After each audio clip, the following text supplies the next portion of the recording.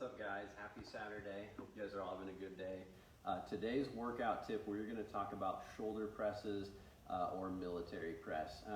I just want to take some time to give a few tips because a lot of times this is an easy exercise to perform and execute, but people have problems, one, with where their shoulder position is in space, stacking their shoulders, and then a lot of things that I see goes on at the elbow with a lot of flaring out with the elbows, which puts more stress at your shoulder joint.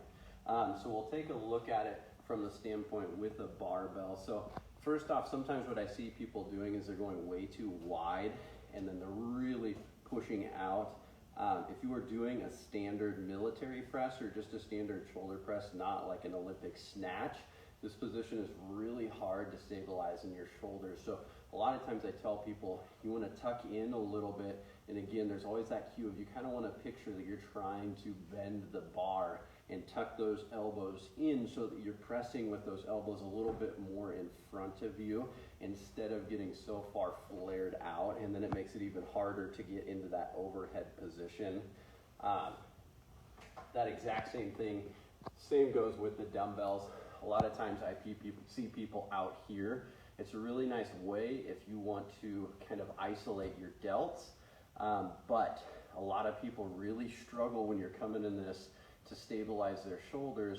And what happens if you overactivate your deltoids and say your rotator cuff, you're not stabilizing well at the shoulder, it can lead to some impingement problems at the shoulder, kind of achy shoulder syndrome towards the front side. So I always tell people, let's cue those elbows inside a little bit, get that more of a neutral grip so you're pushing straight up. Now, the other issue is if you struggle with reaching and range and you're kind of in the front position with that overhead position, you can't reach and range here and you're really struggling getting to that end point, I've got a couple tips for you as far as what exercises to go to. It doesn't mean that you need to quit overhead pressing. You need to change the angle of how you're pressing. And the one best way that you can do that is take it to the landmine press if you have that. So this setup right over here, this is a landmine attachment. If you do not have a landmine, you can definitely take your barbell and just press it up against the wall, or even use it in a standard weight plate as well. But again, you can take that. This is going to create an arc of motion so that when you're pressing it up, you're going to be pressing more out in front of you. Still going to be working your delts, still going to be working that anterior delt, but you're not sacrificing having to get to that end range position.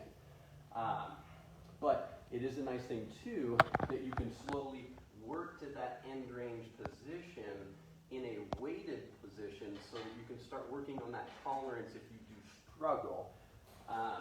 The other variation that I like too that's going to help you recruit more of your stabilizers and work your delts at the same time is a kettlebell bell up press. So when we talked about grip, I showed a little bit of just the overhead carries. The same concept is here, except for now you're going to take that and press straight up. So this is going to teach your body to stabilize at that shoulder joint, pull it into a good position, and then recruit your delts to help press into that overhead position. I hope that helps, guys.